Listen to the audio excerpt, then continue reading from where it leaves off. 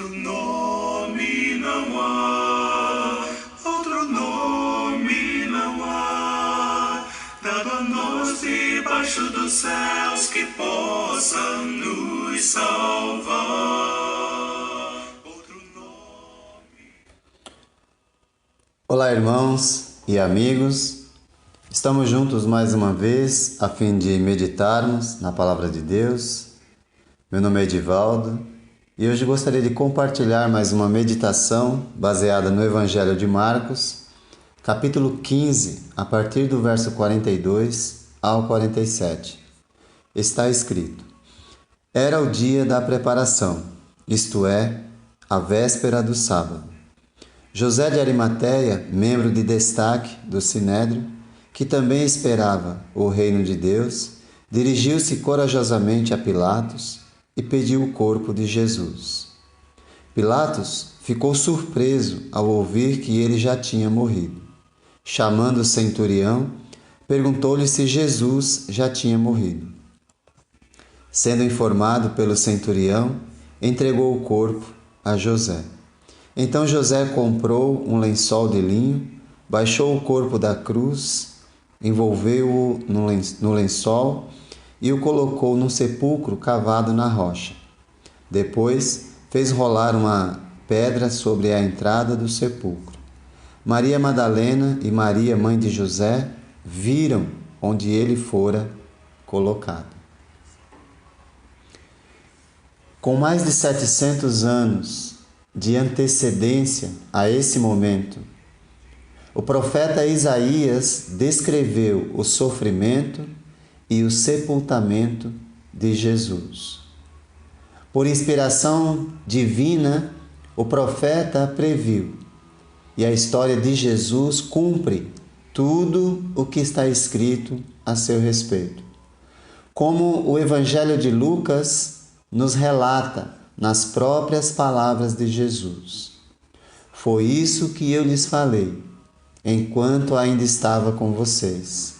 Era necessário que se cumprisse tudo o que a meu respeito está escrito na lei de Moisés, nos profetas e nos salmos. Tudo o que foi anunciado anteriormente foi cumprido nos mínimos detalhes. Até os detalhes do sepultamento foram incluídos.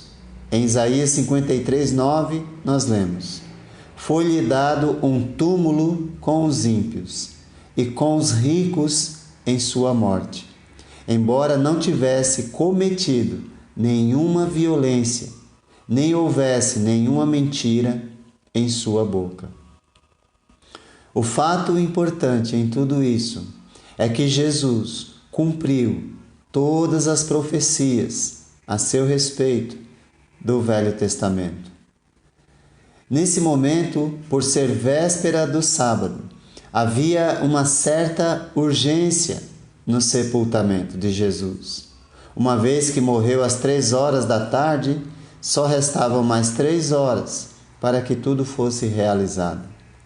Por conta da proibição de trabalho no sábado e os costumes judaicos de enterrar rapidamente, mas com dignidade, portanto, era necessário agir com rapidez. Nesse momento surge José de Arimateia, um discípulo de Jesus, porém secretamente, por medo dos judeus, conforme nos revela o Evangelho de João, no capítulo 19, verso 38. Por ser conhecido membro do Sinédrio, agora, com coragem, assume a responsabilidade para cuidar dos preparativos para o sepultamento de Jesus. Ele percebeu que não dá para ser discípulo oculto. Chega a hora em que temos de nos posicionar. E assim ele fez. José de Arimateia é descrito aqui em Marcos como um homem que esperava o reino de Deus e agora está convicto de quem Jesus é. Com grande coragem, assume a sua fé e vai ao palácio romano pedir permissão para sepultar o corpo de Cristo. Pilatos revela surpresa em saber que Jesus já está morto, mas depois de verificar, autoriza a José a cuidar de tudo. Tendo a permissão, José de Arimateia toma as providências e faz o enterro de modo mais simples possível. Tira o corpo da cruz, embrulha num lençol de linho. Não há qualquer preparo ou limpeza do corpo. Leva-o para um túmulo de pedra perto do Gólgota. O túmulo, um tipo de gruta com prateleiras para deitar os cadáveres e uma pedra pesada para fechar a entrada. O sepultamento de Jesus comprova o sofrimento até a morte e ilustra tragicamente a realidade da humanidade de Jesus. Ele era humano, mesmo sendo divino. Ele morreu e foi sepultado, cumprindo as profecias a seu respeito. Tudo isso, no entanto, fará parte da pregação do Evangelho no mundo inteiro. O apóstolo Paulo inclui esses fatos da morte e sepultamento de Jesus na pregação do Evangelho. Na primeira carta dele aos Coríntios, no capítulo 15, versos 13 e 4, ele diz: Cristo morreu pelos nossos pecados, segundo as Escrituras. Foi sepultado e ressuscitou no terceiro dia, segundo as Escrituras. Fatos básicos necessários para a verdadeira compreensão do Evangelho.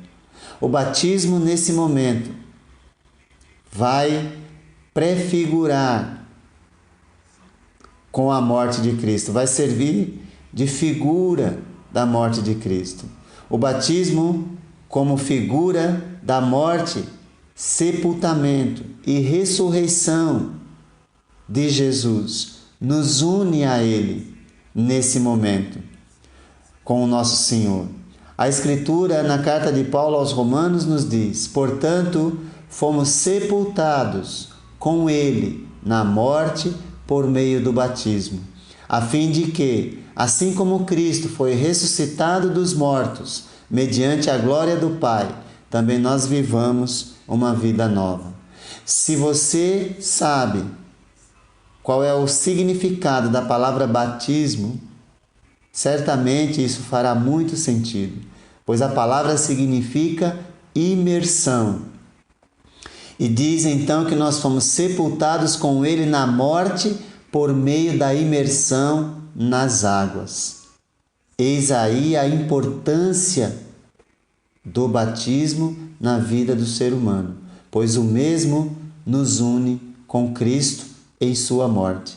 Desta forma, o batismo é o sepultamento do homem de pecado, para que um novo homem possa nascer saindo das águas, sem o domínio do pecado em sua vida.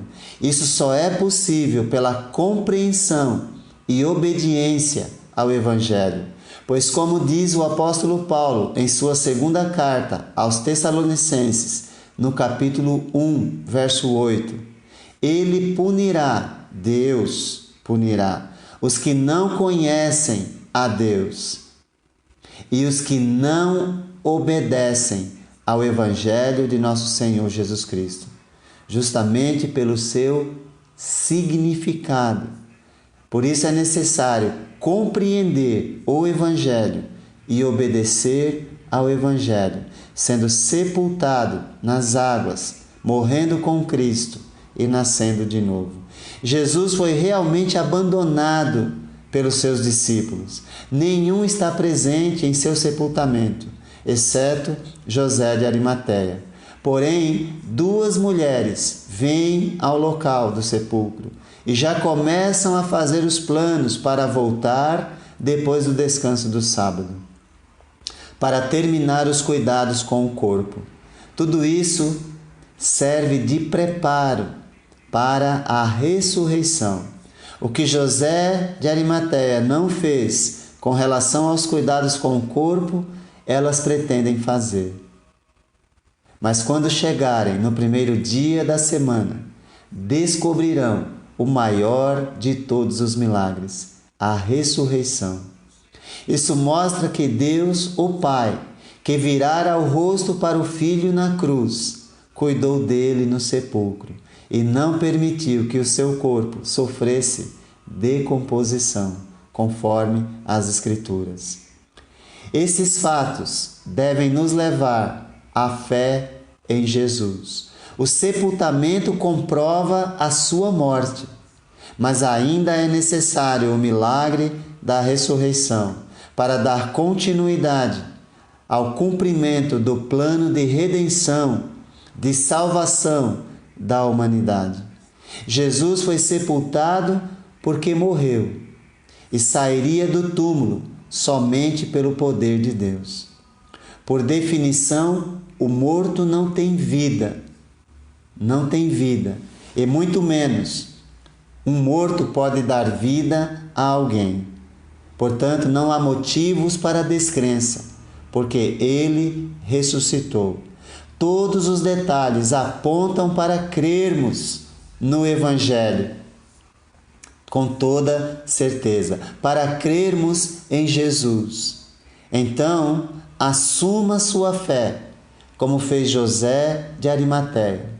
Creia no Evangelho com a esperança de participação eterna no reino de Deus.